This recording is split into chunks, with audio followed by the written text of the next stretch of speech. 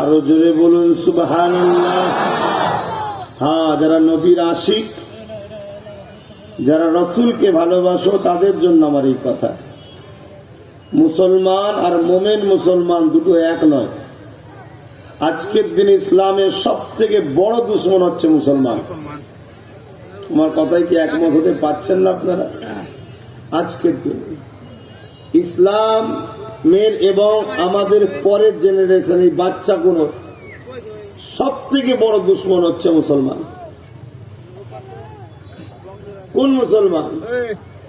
মুনাফিক মুসলমান। কোন মুসলমান? মুনাফিক। মুনাফিক কারা? যাদের অন্তরে নবীর প্রেম আর আদব নেই তারা। নামাজ কাজা ফাসেক, গুনাহগার, মুনাফিক নয়। রোজা কাজা গুনাহগার, ফাসেক, মুনাফিক নয়। কিন্তু মনে রাখবেন, যাদের অন্তরে নবীর প্রেম নেই, আদব নেই, এক তো সে বেঈমান, অপরদিকে সে আমাদের কাছে দরদ দেখায় আমি ইসলামের অনুসারী, এই যে ধোঁকা দেয় এটাকে বলা হয় মুনাফিক।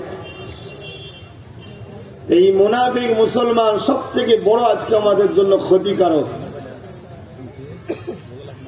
তারা আমার রাসূল পাক সাল্লাল্লাহু আলাইহি সাল্লামের মর্যাদা, নবীর আদব, নবীর গুরুত্ব, নবীর প্রেম, নবীর মর্যাদাকে তারা মূল্যায়ন করে না। যারা প্রকৃত প্রেমিক হয় তারাই মূল্যায়ন করে। তাই আমি আপনাদের বলবো, যারা রসুলকে ভালোবাসেন, যখন কোনো দুঃখ কষ্ট আসবে রসুলকে ইয়াদ করবেন। জোরে বলুন সুবহানাল্লাহ। সংসার জীবনে হোক, ব্যবসা জীবনে হোক, রাষ্ট্র জীবনে হোক, রাজনীতির জীবনে হোক, পরিবার নীতির জীবনে হোক, এডুকেশন নীতির জীবনে হোক, কর্মনীতির জীবনে হোক, বা কোন রকম বাধায় রাসূলকে ইয়াদ করবেন, অর্থাৎ নবী পাক সাল্লাল্লাহু আলাইহি ওয়াসাল্লামের জীবনীর দিকে ফলো করবেন। দেখবেন এমন কোন না কোন ঘটনা আমার রাসূলের সঙ্গে ঘটেছে, ওইটাকে দেখে আপনি মনে সান্ত্বনা পাবেন। জোরে বলুন সুবহানাল্লাহ। যেমন ধরুন, আপনি ভালো কাজ করছেন, গরিবদের পক্ষে কথা বলছেন, অসহায়দের পক্ষে কথা বলছেন, এতিমদেরকে সাহারা দিতে চাইছেন, মজলুমের পাশে দাঁড়াচ্ছেন, জালিমদের বিরুদ্ধে লড়ছেন। ঠিক এই সময় আপনার উপরে অত্যাচার হয়েছে, জুলুম হয়েছে, ঘর ছাড়া হয়েছে, আপনি মনকে সান্ত্বনা দেবেন, আরে আমি কে? আমার নেতা দোনো জাহানের সুলতান হযরত নবী মুহাম্মদ রাসূল যখন মক্কার অত্যাচারী জালিমদের বিরোধী বলেছিল, তখন আমার রাসূলকেও ঘর থেকে হিজরত করে ইয়াসরিব মদিনাতে চলে যেতে হয়েছিল। জোরে বলুন সুবহানাল্লাহ। মন সান্ত্বনা পাবে না? পাবে না। যখন ক্ষুধার্ত লাগবে, অভাব সংসার, এমন তো কোনো অভাব নেই যে খাওয়া হয় না, হয়তো একটু ভালো মন্দ হয়নি, তখন মনকে বলবেন যে আমার নবী 3 দিন পেটে পাথর বেঁধেছিল না খেয়ে, আমি তো না হয় একবেলা ভালো মন্দ হয়নি। মনের মধ্যে দেখবেন একটা তৃপ্তি, শান্তি আসবে। জোরে বলুন সুবহানাল্লাহ। যে কোনো দিক দিয়ে আল্লাহ রসুল আমাদের জন্য মডেল। যা ঘটনা ঘটেছে এ শুধুমাত্র আমাদেরকে শিক্ষা দিবার জন্য। আসেন, যুগ যুগ ধরে ইতিহাস চলতেই থাকবে। তা সম্মান করতে জানে না, আল্লাহর আযাব লানত তার উপরে আসবে, এটা অবিশ্বাসের কোনো জায়গা নেই। কেননা আমরা মুসলমান, এটা আমাদের ধর্মীয় মাহফিল। আজকে আমাদের কর্মের জন্য একদল মানুষরা, একদল গুটি কতক মুনাফিক এইসব মাহফিলগুলোকে বন্ধ করে দিবার, বিরোধী করার চক্রান্ত চালাচ্ছে। এর জন্য তারা যেমন দোষী, তারা যেমন মুনাফিক জাহান্নামের কুকুর হয়ে উঠবে, আমরাও কিন্তু তাদেরকে সুযোগ দিচ্ছি। আমরা কি সুযোগ দিচ্ছি?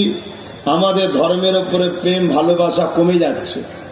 এটা যদি কোনো বেঈমান, মুনাফিক, চোর, বদমাইশদের কোনো আলোচনা সভা হতো, বা কোনো নাচনেওয়ালি, গানিওয়ালাদের জায়গা হতো, যেখানে ইসলাম নিষেধ করেছে, তখন দেখতেন আমাদের ঘরের ছেলেরা সেখানে সামনাসামনি জমে জমে পড়ত।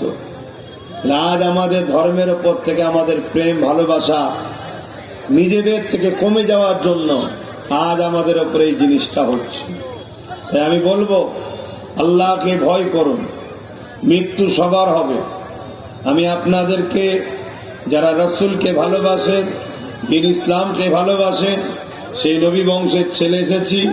মাইকের আওয়াজ অত দূর যাচ্ছে, যারা আমাদের ভালোবাসার মানুষ, দিন ইসলামের ভালোবাসার মানুষ, মুসলমান দাবি করবে, আলেম উলামাদের সঙ্গে মহাব্বত রাখবে না, তাদের কথা শুনবে না, আরে ওরকম আল্লাহর নয়, রসুলের নয়, মুসলিম সেজে আছে, অথচ দিনের ক্ষতি করতে চায় সামান্য কিছু অর্থের জন্য, দিনের ক্ষতি করতে চায় সামান্য কিছু পদের জন্য। মসজিদ, মাদ্রাসা, রসুলের মাহফিল, কোরআনের মাহফিলের দুশ্মন হয় সামান্য দুনিয়ার জালিম প্রভুকে খুশি করার জন্য। তাদের, আমাদের নয়। অতএব তাদের থেকে আলাদা হও। যদি না হও, মনে রাখবে আল্লাহর আযাব যখন আসবে তোমরাও আযাবের শিকার হয়ে যাবে। আর যদি আলাদা হয়ে যাও, আল্লাহ তোমাদের উপরে আযাব দেবে না। আমি গল্প বলতে আসিনি।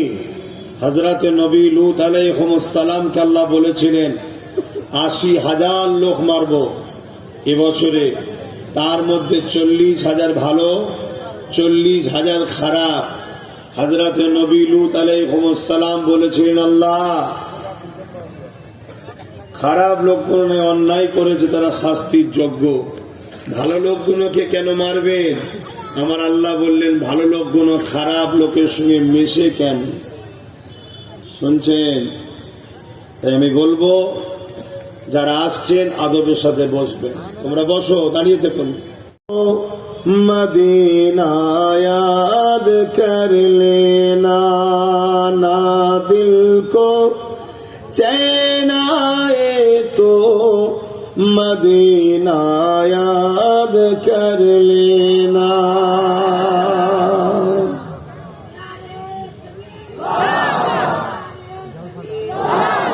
उमर जिंदगी में दुख के दिन तो आई जाती है, उमर जिंदगी में दुख के दिन तो आई जाती है, कभी लम्हा आए तो मदीना याद कर लेना। जो कोई गम सताए तो मदीना याद कर लेना। अल्लाहुम्मा, दिलों में कोई साथ नहीं चलते, सुना है मुश्किलों में कोई साथ नहीं चलते,